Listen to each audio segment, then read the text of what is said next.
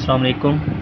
देखिए ये इस साइन को आयोटा बोलते हैं और ये फार्मूला है आयोटा स्केयर जो होता है वो -1 के बराबर होता है। तो हमने क्या करना है, जितनी भी वैल्यू हमें दी जाएंगी यानी कि आयोटा की 7 या आयोटा की 6 या आयोटा की 100 या आयोटा हम कह सकते हैं कि 50 दे दें, जितनी जो मर्ज़ी वैल्यू देनी है, हमने क्या करना है, इन सब आयोटा को आयोटा स्केयर के बराबर करना है, इसकी पावर में लिखना है ताकि हम इसको सॉल्व कर सकें, इसका आंसर निकाल सकें।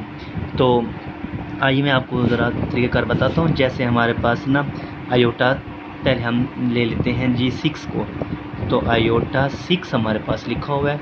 अब इसको इस तरह कैसे बनाएंगे आयोटा स्केयर की शक्ल में, इस 6 को 2 को मल्टीप्लाई करेंगे 6 बन जाए। किससे मल्टीप्लाई करेंगे, तो 3 से। तो हम क्या लिखेंगे, इसको लिखेंगे आयोटा स्केयर, आयोटा के ऊपर स्केयर, और जो ये दूसरा 3 लिखा हुआ था इसको हमने इसके ऊपर लिख देना है। अब मैंने कहा था आयोटा स्केयर जो है वो किसके बराबर है, आयोटा स्केयर जो बराबर है -1 के। तो आपने यहाँ पर -1 लिख देना है और ऊपर 3 आ जाएगा, ठीक है। अब हमें पता है कि 1 के ऊपर स्केयर हो, 1 के ऊपर 3 हो, 1 के ऊपर 4 हो, तमाम का आंसर 1 ही होता है। तो इसी तरह इसका आंसर भी 1 ही आएगा, मगर ये माइनस कहाँ जाएगा, माइनस देखें, अगर माइनस ऊपर पावर जो है वो जुफ्त ताक वैल्यू हो, ताक पावर जो है, ये वाली पावर अगर ताक हो तो ये फिर माइनस का माइनस ही रह जाएगा और 1 का क्यूब तो 1 ही रहता है।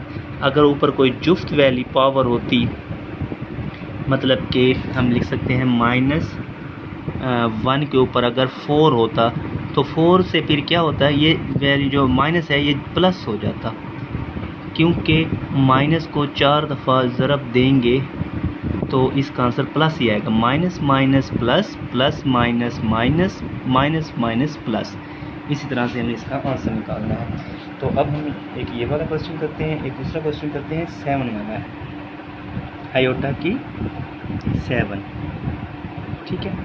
तो आयोटा की 7 हमारे पास देखें 2 के टेबल में 7 तो आता नहीं है, तो हम क्या करेंगे, हम इसके 2 हिस्से कर लेंगे आयोटा के, एक आयोटा कर लेंगे 6 और एक आयोटा कर लेंगे 1, क्योंकि 7 जो है 6 और 1 के जमा होने से बनता है।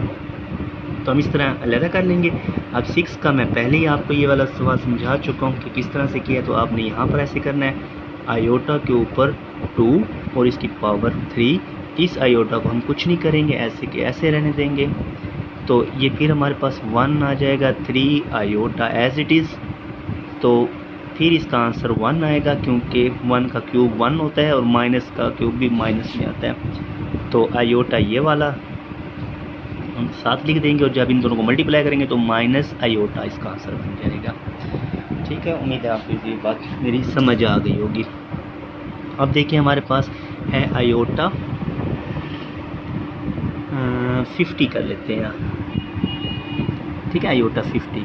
तो 50 के 2 के टेबल में 50 कब आता है, जब 2 के ऊपर और 25 हो, 25 को इससे मल्टीप्लाई करेंगे 2 से तो 50 बनते हैं। तो इसी तरह इसका आंसर फिर वही -1 और वो 25, तो फिर 25 जो है ताक वैल्यू है, ताक वैल्यू के लिए उसका जवाब वैसे का वैसे रह जाता होता है, ठीक है। अब जैसे मैं दूसरा आखिरी क्वेश्चन समझाता हूँ आपको, 100 पावर है इसकी, फिर कैसे करेंगे, इसको भी 2 की पावर में ले जाएंगे, 2 और 50, ठीक है, 50। अब ये तो -1 रह जाएगा, ऊपर आ जाएगा 50।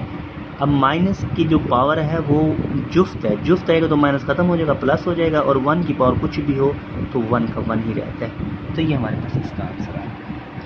इसके अलावा मैं एक और भी समझाता हूँ आपको, अगर आयोटा 9 आ जाता है फ़र्ज़ करें जैसे, तो इसको हम कैसे करेंगे, वही बात कि हमने यहाँ पर वैल्यू वो हमारे पास होनी चाहिए जो 2 के टेबल में होती हो, या जिस पर 2 का टेबल डिवाइड होता हो। तो 9 को हम यूँ लिख सकते हैं 8 और 1, जैसे मैंने यहाँ पर 7 को किया था, देख रहे हैं 7 को 6 और 1 किया था, इस तरह 8 और 1 9 हो जाएगा। तो इस तरह फिर हमें पता है 8 के ऊपर तो 2 का टेबल जाता है, तो हम इसको लिख सकते हैं 2 की 4 और आयोटा, फिर उसके बाद -1 इसकी 4 और फिर ये आयोटा। हमें पता है कि जुफ्त वाली वैल्यू है पावर 4, तो माइनस का प्लस हो जाएगा, 1 की कोई भी पावर तो 1 हो जाता है, आयोटा जस्ट आयोटा ही रहेगा। उम्मीद है कि आपको ये समझ आ चुकी है कि अगर फिर भी कोई प्रॉब्लम हो तो आप मुझसे लाजमी पूछिएगा।